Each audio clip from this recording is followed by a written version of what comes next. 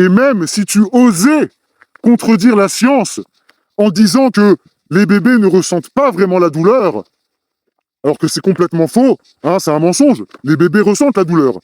Eh bien, même si tu es de mauvaise foi et que tu oses avancer cet argument, ou alors si tu oses affirmer qu'un bébé, ça ne se souvient de rien, ou qu'un petit enfant, ça ne se souvient de rien, eh bien sache que rien, rien, rien ne disparaît jamais.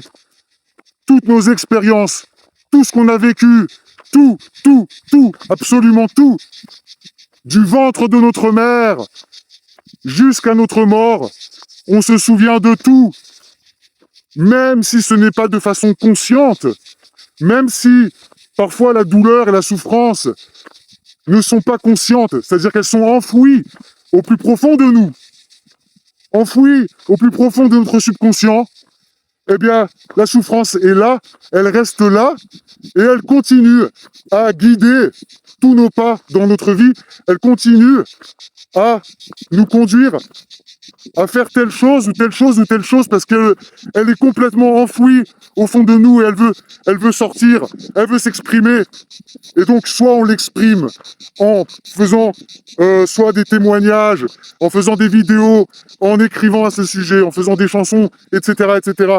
Soit on s'exprime à ce sujet, soit on essaye de s'en libérer, d'en guérir, soit on en souffre toute sa vie de manière inconsciente et on ne comprend pas pourquoi les choses sont ainsi. On ne comprend pas pourquoi parfois j'agis de telle ou telle manière, Eh bien, tu es forcément guidé par cet acte qui n'est pas anodin, qui a forcément des conséquences sur ta vie. Donc, il faut déjà, avant même de s'exprimer à ce sujet et d'essayer de s'en libérer, déjà, il faut en prendre conscience. Il faut prendre conscience de l'outil qui a été retiré à l'enfant qui a été circoncis. Il faut que cette personne en prenne conscience, qu'elle prenne conscience que, effectivement, elle a en elle des souffrances dont elle n'est pas du tout consciente. Et il faut qu'elle sache exactement exprimer sa détresse, son incompréhension, sa tristesse, etc.